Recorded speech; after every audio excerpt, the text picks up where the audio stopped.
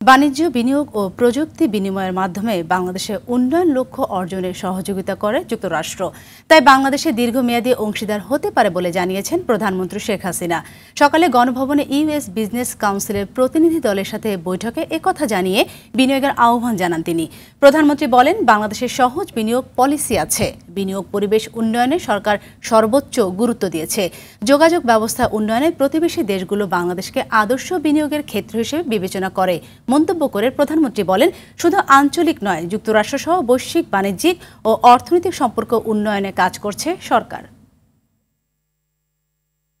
Its increased connectivity and neighboring countries makes it an ideal place for investment and trade in the region and beyond. Our focus is now to promote economic and commercial relations with not only regional but also global partners, including the United States.